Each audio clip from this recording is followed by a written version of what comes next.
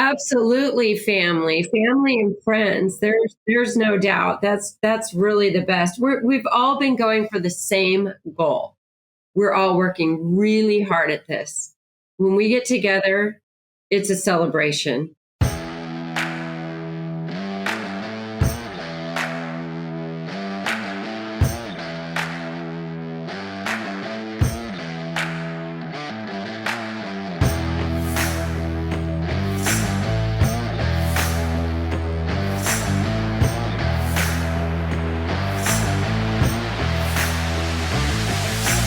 Bring them in on the rail, let it jog, please. On the rail, let it jog.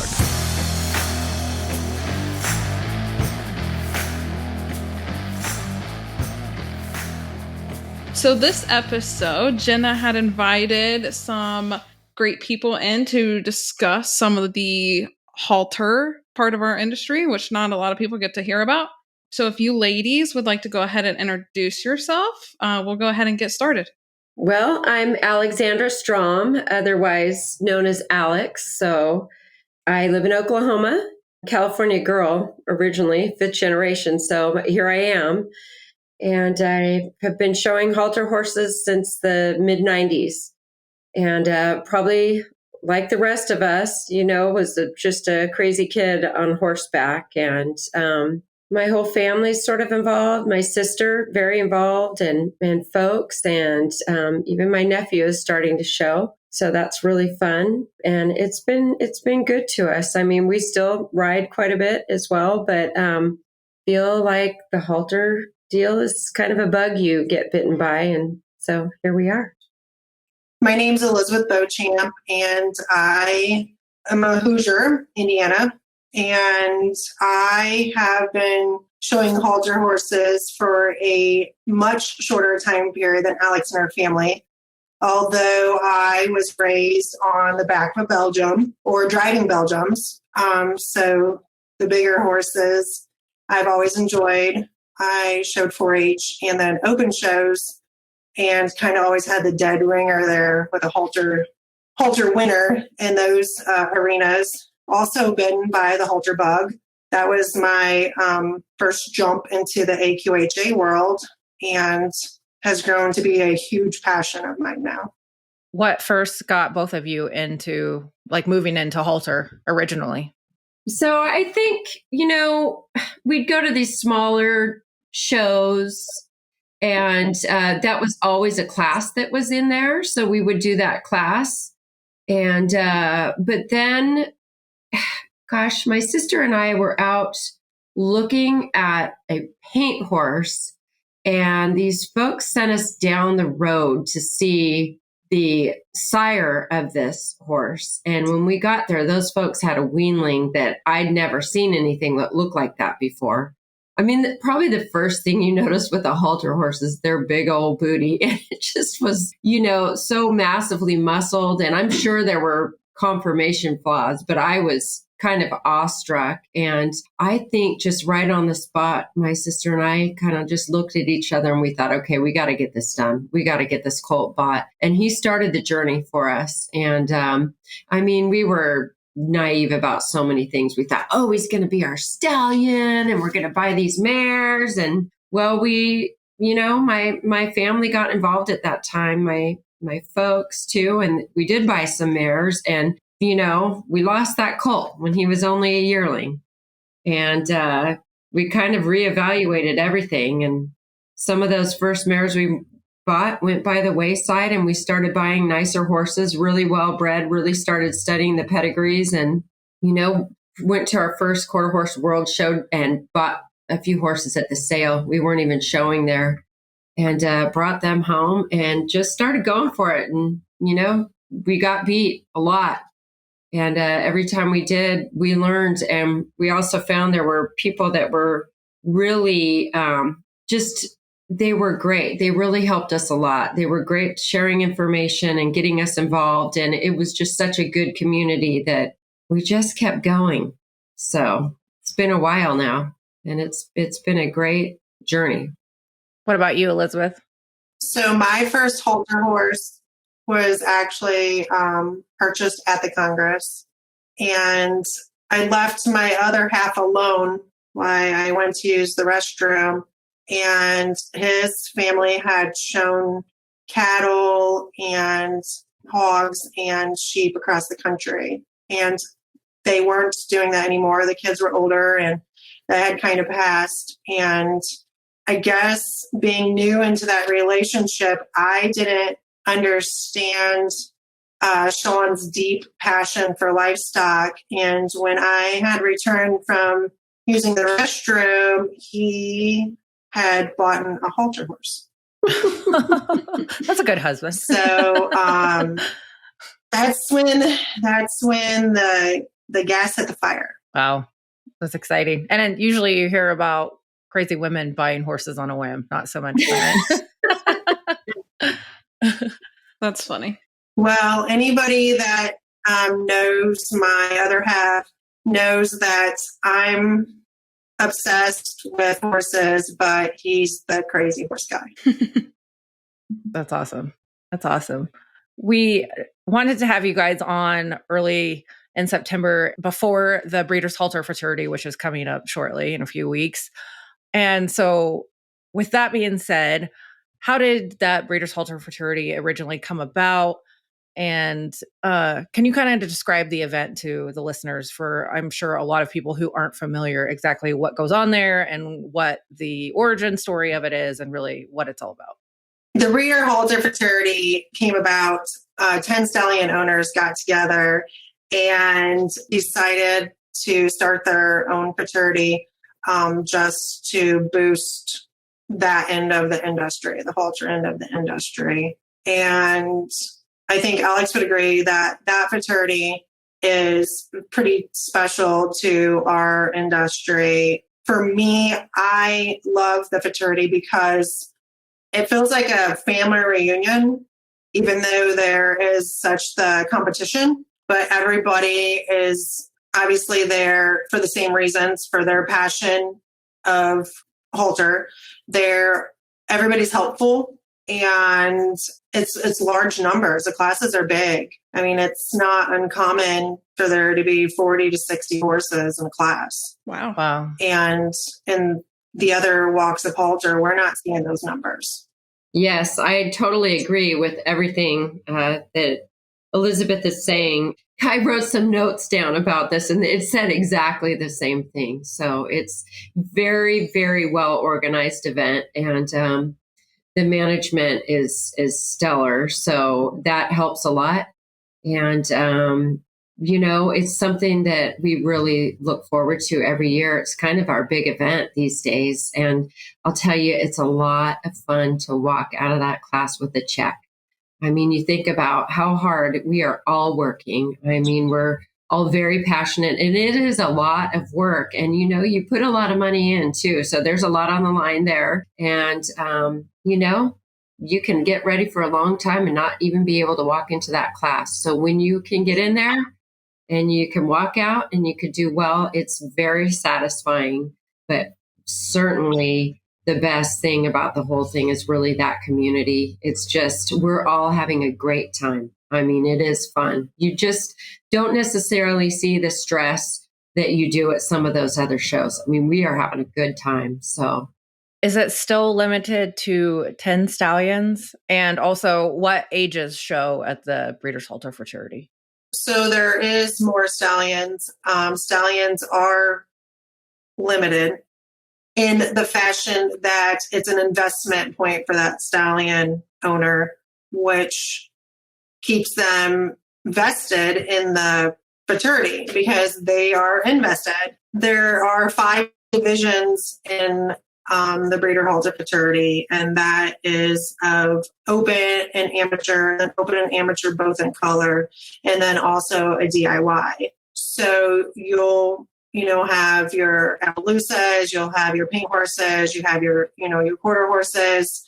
It's a wide range of stock and a lot to offer for different people depending on what your level of showing ability or, experience. There's a lot of places that you can find yourself comfortable or in the niche that makes sense for you and your equine partner. Is it weanlings, yearlings, 2-year-olds, or what ages of horses? Yes, it is all of that, even 3-year-olds. So We show weanlings up through aged horses, and a aged halter horse is, considered at 4 and above.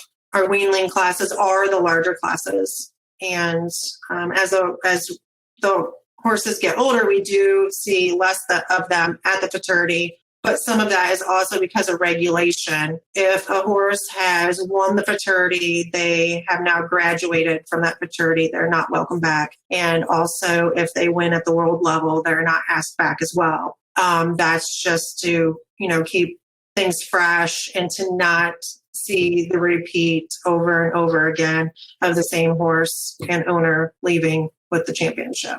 That's a very interesting concept, and I could see how that would foster new competition, and really could be a great thing to not have the same repeat winner all the time. So that's interesting.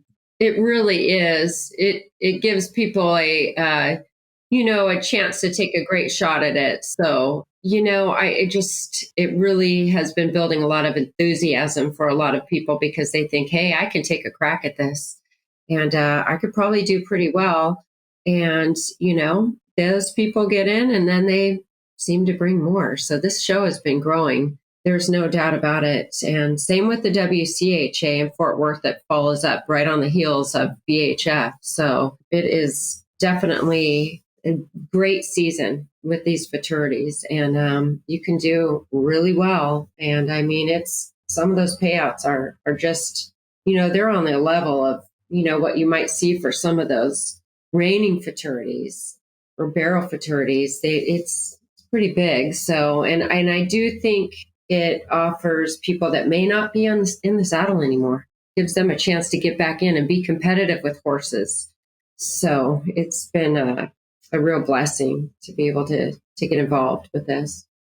One of the things that does set the Futurity apart from other show pens is that it's not uncommon to see an amateur showing in the open, and it's okay to do that. And we don't see that typically in other arenas. If you're in the open, you have to have a professional handler do that for you. Obviously, with the numbers of horses in the Futurity, every open exhibitor can't be handled by a professional. So a lot of amateurs show in the open. And for a person like me who really likes to be in the show pen, I love that, it's not frowned upon or poo-pooed that you should show your own horse. It's actually applauded. And in doing that, there's, other areas that we can participate in, like the OBE, which is the owner, breeder, exhibitor, which just gives another reason why you would want to show your own horse. And it's really encouraged to show your own horse.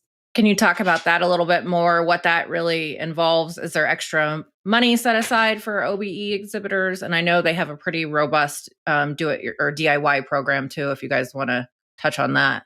Yes, the DIY there's certain stallions that you'd have to have those foals by. And so it kind of narrows it down that way. It's the amateur stallions, as they say. And those folks they do the horse themselves. They have to do all the fitting at home. They don't have any advice from a trainer. And I think it's 90 days ahead of time that they have to have that horse with them in their own barn, getting that horse fit on their very own. So, that is a special challenge, and it keeps, that is a big pay class as well. And some of those horses, they may not look like some of the open horses, but they're in that arena by themselves, just competing against each other. And that's been historically, that is a really neat class to get involved with. So, and as Elizabeth said, you're not going to have world champions in there going up against you. So, great opportunities. So, I know we're talking technicalities about the show itself, but for anyone like me that hasn't been around the halter horses, what all actually goes into that prep of a halter horse? like, especially for somebody that would be interested in the DIY, like, what potentially would I be looking at to start a halter horse? And then, like, what all does that take? It's a great question. My parents are ill right now, so I have a 2-year-old that I chose to bring home just to give her the year off because I wasn't sure how my year was going to look with my parents' health. And when I kind of saw that stabilize, I decided that I was going to fit my own horse. And so my day looks like I get to the barn, I feed, and, then we suit up to exercise. And then afterwards, you're going to sweat your horse. And then, a lot goes into hair coat, which, is different from my riding horses or my rider friends. So there's a lot that goes in that way. As far as you finding that horse to do that with, it's kind of like any other part of the industry. You're going to hopefully find people that guide you and can help you find that animal. It's just, it'd be the same as going out to look for a hunt seat horse or, a cutting horse, just getting involved in that section of the industry and finding that animal that's, going to work for you.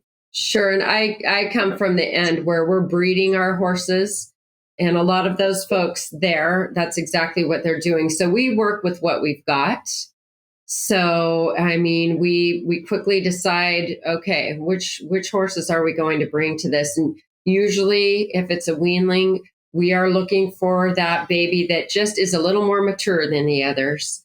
And for example, we have 2 weanlings going this year, and we have a colt and a filly, and that filly is actually a day younger than this colt. Colt looks great, but this filly, she looks like a yearling right now. She is very mature.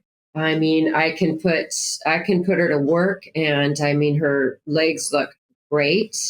Both of them are actually doing really well, but that's part of it is we have to decide if that weanling could take the work that we're giving them. Can they mentally and physically take it? So we do have some bloodlines that really do foster that. So that's been very fortunate for us. We know what we're getting. And, it's, as she said, that work, hair coats, babies can work themselves pretty well.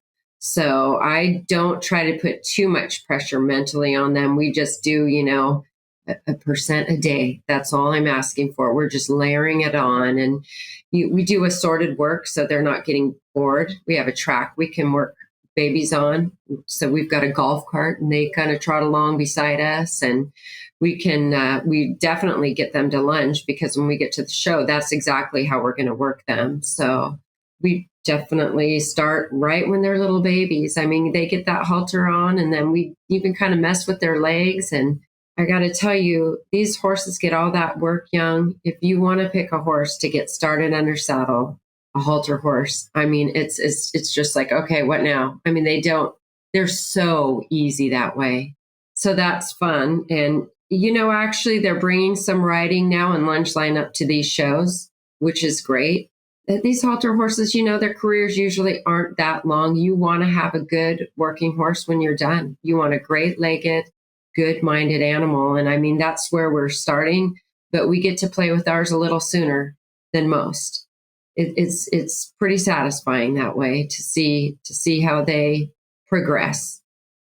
On that subject, I know there is a yearling lunge line class at the BHF. Is that new this year? And how would it change from what you would see like as at an NSBA show lunge line versus what you see maybe at the Halter show lunge line? Is there any difference? So Alex's sister is like our lunge line guru, whether it's, with the halter babies or, she also lunges at NSBA. And the guidelines that the breeders follows are the exact same rules, and the class runs exactly like the lunge line does at the NSBA. Yeah, this is true. Actually, my sister is showing this weekend at Go for the Gold. It is one of our halter bred babies. Again, the mare, the dam, she always throws a great moving horse. I don't think this colt necessarily, we don't have him fit like we would a halter horse. So in fact, he's going to look like a hunt seat horse out there. So great moving, beautiful profiling animal. Part of the weight of that will be based on his conformation. But I think form to function, that conformation, it follows that he should be a good moving animal, and he is. So she's doing a little tune-up with him. We're not sure if he's coming with us this week. I hope so. And but we haven't actually had one show lunge line at BHF yet. So that will be fun. But my sister has definitely been showing NSBA. So I think she's as ready as anyone. She's been really successful with that so far. So kind of looking forward to that. I had a lunge liner at the BHF last year, and she is now being started under saddle for ranch. Interesting. So can you describe there's ranch rail and ranch conformation classes too. What does that look like there? The ranch conformation is actually at the WCHA, but the ranch rail, well, they have it both at BHF and WCHA, but the ranch rail, this will be the second year for it in Iowa at the BHF. And it runs no differently than your ranch rail, the NSBA, which is a class that I participate in on Dinero, who is a halter horse and multiple champion in the halter arena. Same guidelines, same rules, same expectancies, looking for the same thing that you would at, AQHA, whether it was a world show, the Congress, it's exactly the same idea. The growth of that class being added to the BHF and to the WCHA is very exciting because, like Alex mentioned earlier, it gives that horse more jobs to do later in life. And you think about True Blue Bayou, and if you've ever seen him participate in the ranch classes, he's an absolute dream in that pen, and obviously a multiple world champion in the halter pen at Congress and the World and NSBA. Katie Fox had an adorable mare that she got around on in the ranch as well, and also in the halter pen. I think we're going to see this come back full swing like it was in the in the 70s and the 80s, just with the mentality change of these horses do have talent. I know in the industry, a lot of people that are on the outside of the halter world just sees them as, big, obnoxious animals. But that's really not the case. There's quite a bit of talent. And going back to what Alex said about getting over top of a halter horse, they are so handled as weanlings and yearlings and drug around and put through the things that most 2 and 3 year olds may not handle, that by the time you go to throw a leg over one of them, it's pretty dang easy. I also want to say that, I got up in the saddle in an arena for the first time to show this year, and I haven't done it for years. I mean, I ride, but I have not been showing under saddle. And I've got a gelding that's 4 now that I bought as a weanling at BHF. And I've got 3 World Show trophies with him. He's done really well. He's won money at the Futurities, and he's my riding horse now. And I haven't taken him to a breed show yet. I haven't been ready for that. But I took him to one of these smaller shows, and I made my mistakes. But, I can make mistakes. I know where I'm starting. I'm starting from, ground zero again. So it's been fun. And I think it's a great way to really encourage the halter people as well to get back in the saddle, to get competitive again, showing their horse and riding them. So I think it's been great that way. And as you know, I think those ranch classes have been exploding in popularity. And I think the halter horses are a really great fit for that. So I think we'll see a lot of growth with this. WCHA years ago started the they have a versatility class for the halter horses. and for several years now. And in that, they have to do rail work, trail work, and then obviously be judged and halter as well. So they've really were ahead of the BHF and encouraging the halter horses to do more jobs. Do you want to compare how the BHF and the WCHA differ, or do they differ? I think they do. I think one interesting difference is that they're judged differently. So the BHF judges have to concur on their placements. They have to agree. So you'll get several judges in there together, and then they're going to get together and discuss everything, and they're going to place those horses the way the group has agreed. So that's been really interesting. And, I'm not sure if everybody loves that. I like it. I think they have very high quality judges, and they're, in general, they pick some good classes. And I think these people are really passionate about it. I think they can look at a good horse and, not necessarily have their own politics in mind. They get together and they make great choices. I think that's been really neat. And WCHA, you get the lineup. It's definitely always fun to see that. You've got varying opinions, and that's also fun. But the cream always rises to the top in both cases. So, you might not win a class, though, but you're still probably going to get rewarded. So you get out there anyway and do it. That's kind of a big difference, in my opinion. All righty. Well, can you guys touch on where you consider the current state of the halter horse industry and then where it's headed? I assume you think that these ranch classes are probably a big futuristic outlook for halter horses. But I know halter horse industry has always been a very, I don't want to say controversial, but debated topic and about the longevity of it. So I'd love to hear your opinion since you're actually in it on a daily basis.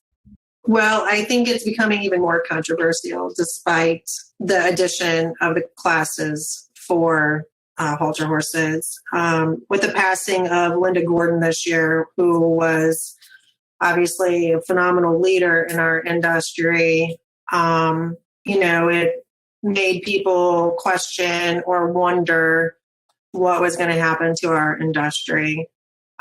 She'll be dearly missed. Actually, we're going to have a memorial for her at BHF. Our halter family will all be there to celebrate Linda. So I know that raised some, more feathers this spring. But the realism of it is that the halter industry will be fine. We can't stress enough how much of a family it really is. I've shown other disciplines. I've got other horses besides the halter horses that, I take around Chopin. And the mentality of the halter people, it's just different. And the controversies will always be there no matter what. The talk of one discipline to the other will always be there no matter what. I don't know if halter horses transitioning into doing ranch and other things, lunge and such, will calm down the controversy. And that's not even really why we're all excited about it, because we're gonna do it anyways. The industry is fine. It's fine. It's just under a transition right now. And change is always scary no matter what. But once you get through it, you always find out that there's benefits with change. Yes, I would say that certainly these futurities and the championship shows have good numbers, very healthy numbers.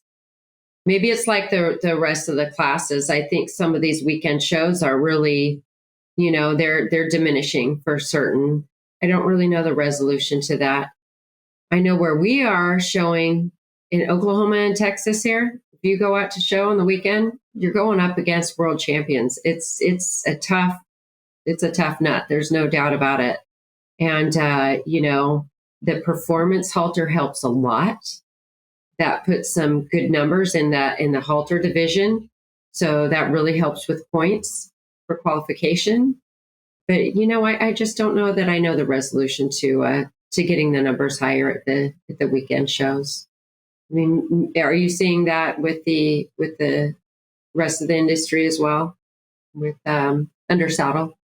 Definitely. I don't think that's a halter horse industry problem. I think that's a horse industry problem Sure. because it's trending anyway. Yes, definitely. All righty. Well, one thing I would like to know is how is raising, training, fitting, showing a halter horse really different from a riding horse? Like, what are some key differences that you guys can just list right off the top of your head? I also have started fitting race horses for sale now as well for the sales. And much of it is the same, actually. I'm trying to get that great condition out of them. I actually don't need to be in the saddle in that case. So, a lot of it's the same. There's just different tweaking. I mean, really with those halter horses, we want to get them strong and healthy but we need a good bloom on them as well. So I would say we're probably feeding more than you would feed the under saddle horses. So, probably a little more expense as far as that goes. But then again, we don't have to buy saddles, right? So I would say the feed programs are pretty intense. And I mean, we have to take a hard look at those horses. Every day we walk into the barn, we take a hard look and think, okay, what do we need to do with this horse today? And if we're aiming for a show, you don't want to peak too soon. You want to get them filled back up again because they're going to lose a little on the way up to the show. And I almost think about it as getting ready for a marathon or run, something like that. So you want to peak at the right time. And then I think it's important, I'm sure, with the under saddle horses too, to give these guys a good break when you're done going through this season and letting them just be horses because we've really put the pressure on. So, but I got to guess that main difference is really the feed programs. What does peaking your halter horse mean for show? Like, what does that actually entail? Or when you consider a horse peaked, what's different about it from its everyday in the barn look? Well, it's at the apex of its conditioning. So it's absolutely, just beautiful muscle, perfect hair coat, a perfect bloom and fitness. You've got the right amount of fat on that horse. And of course, their training has gotten to a place where really they're looking for us for cues to give them. They're waiting for us to tell them what they need to be doing. And they are just at the absolute apex of where we can get one. And quite honestly, when we turn these horses out for winter, they can look a little poorly after a while because, we don't necessarily, we let them get down and wait for certain. And I think there's something about the cold and being out in that just really does something good for them. And boy, do they want to get back in the barn when we bring them back in. It's pretty funny.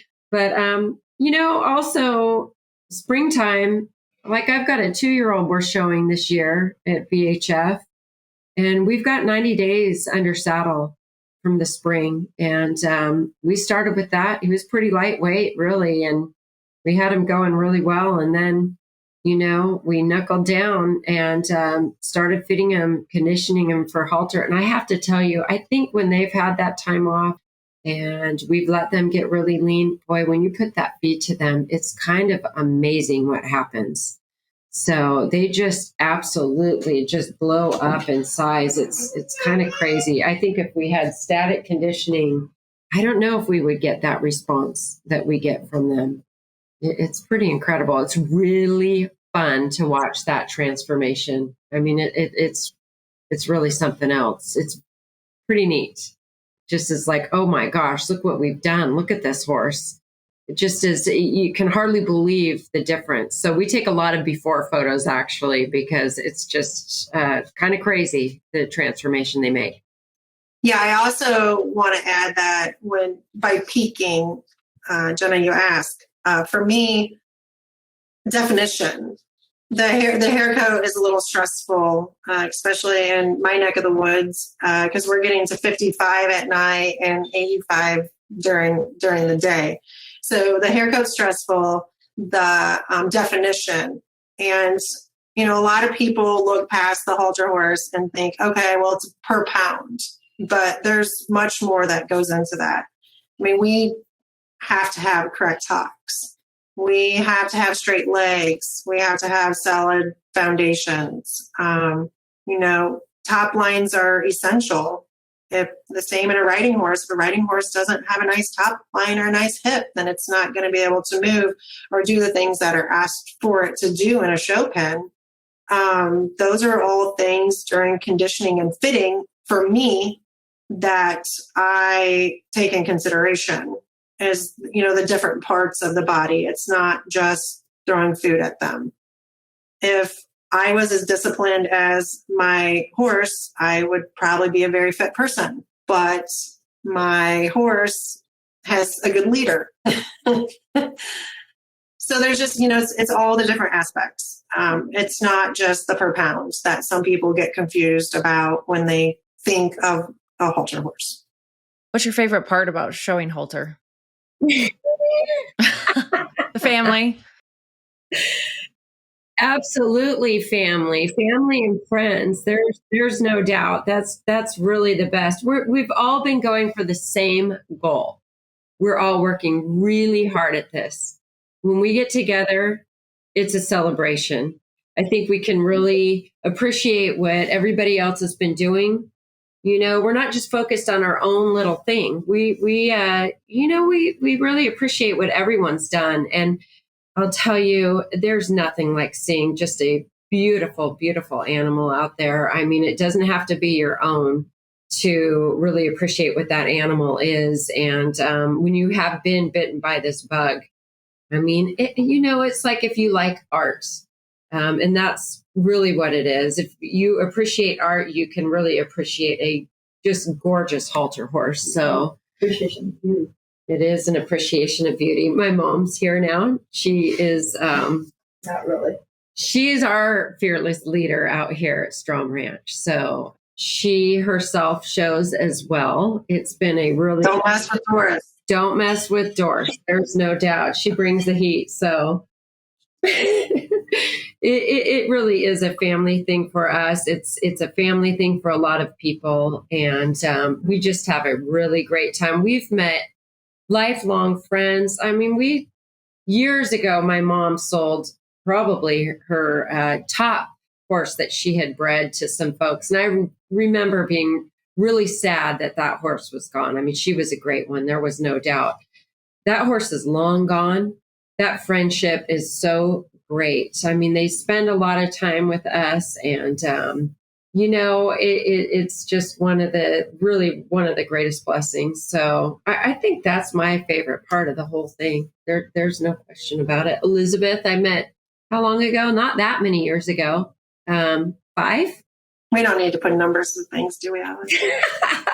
Well, Elizabeth is a great friend, and we talk a lot, and we kind of share what's going on with our horses and dogs, right? And it's been really fun. She's quite a character. So there are a lot of characters in the horse world. I think we can all agree with that. Alrighty, I just have one more question for you guys, and then I'll turn it over to Liz and see if she has any questions for you. But what do you say to those that criticize the halter industry? I'm really forward, so you probably want Alex to answer that. Well, I will tell you, I think this is good. Actually, you should hear from both of us. I think we both might have different takes. If somebody is criticizing right away, I don't think there's anything I can say that's really going to change their mind. It's like politics. People feel pretty strongly about it, and it's just going to become an argument. I really don't like to argue. So, I mean, I think that if somebody is really asking genuine questions, that they want to know something, well, I'm very, very open to that. And if they have real concerns about something, I will absolutely share what I feel about that, or point them the wrong direction or the wrong direction. How sad is that?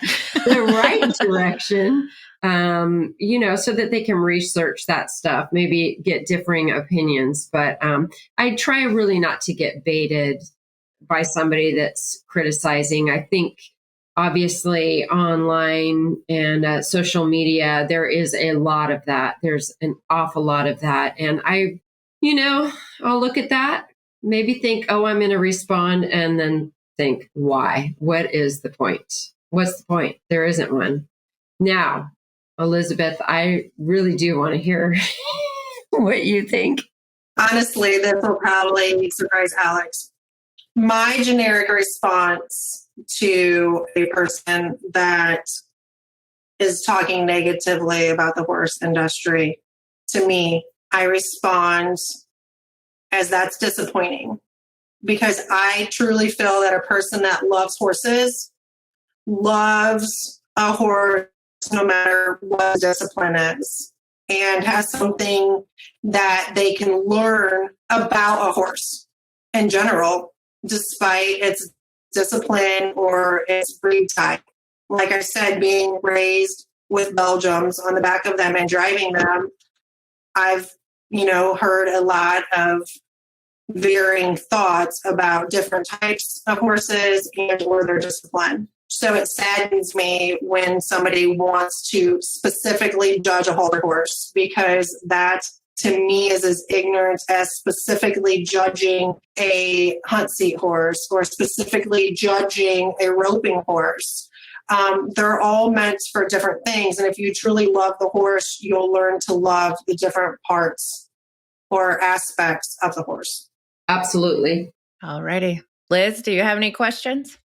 Yeah, so I was just going to say, I agree with all of that. I feel like Elizabeth kind of touched on it earlier, like in our industry as a whole, I think you're always going to have people that criticize different disciplines. Like it's always going to be there. But I think we can all appreciate the people that actually would like to learn.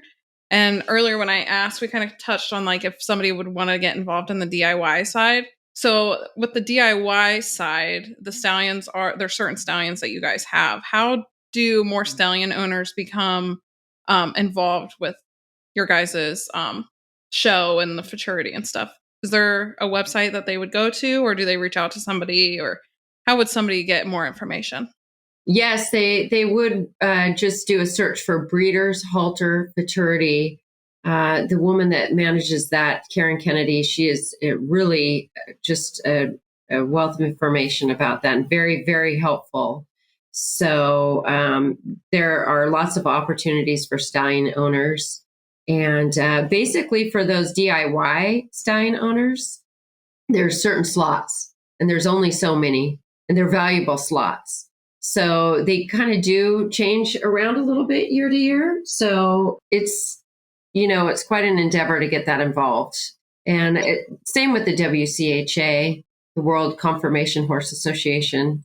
They could, Google that, look them up, and see how they can get their horses involved with that. And so if you are just getting started with the halter like that and want to do the DIY, it's important to find out what stallions are eligible for that, and maybe go to those owners and see if they have a good prospect for them. That's a good way to start. They'd certainly be helpful with them on their journey. And I think a lot of people in this industry would be, and they can just get started. Also, DIY doesn't mean that you're just in a DIY class. The DIY participants also show in the open and the amateur. Good to know. So to think that DIY is very specific and that's just a class for them isn't that either. They can also be in the owner, exhibitor, breeder. There's just so many classes and checks out there. And these organizations give out over $1 million at each show. I'm talking like people who find themselves in the 10th, 12th, 15th place are still taking home very handsome checks. This industry and these futurities are big. That's pretty cool. You don't really see that much payout anymore at some of these shows. So that's really surprising and pretty awesome of you guys to be able to pull that off. I would also encourage people that have been involved in lunge line, NSBA, what have you, to go find a good halter prospect, because I think they could really, really clean up at a show like that with all that experience. And you can really find a nice moving halter prospect. And I don't know if they know about that, but I would encourage a few of these folks to get involved. No question. Pro tip from the podcast. Yeah, pro tip. Awesome. Well, would you guys just like to tell people where they can find you, find more information about your ranch or what you do, or any services, horses, anything you do or don't want to say for our followers? Well, you can find us at Strom Ranch on Facebook. I think we're on Instagram as well, or my name, Alexandra Strom. And, we've got a beautiful ranch here, but we just do our own horses. It's just our own out here. And my sister and I also are partners in real estate, and we do focus on equestrian properties. So if anyone out there is considering Oklahoma, which I think is a phenomenal choice, we'd be happy to help you with that as well. So that is, in fact, how we pay for our horse habits. So when I'm not in the barn, I can be found at the Garden by Elizabeth. I just do floral design and event planning. I've been far and wide and worked many events and designed and created those across the country. So it's not just an Indiana thing. The Garden by Elizabeth. Very cool. she's quite talented. Probably a woman of many talents, it sounds like. Yes. So I had, unless Liz has anything else. No, I think I'm good. This was exciting. This was our first group with more than just 3 people. So super exciting. And it was great chatting with you ladies.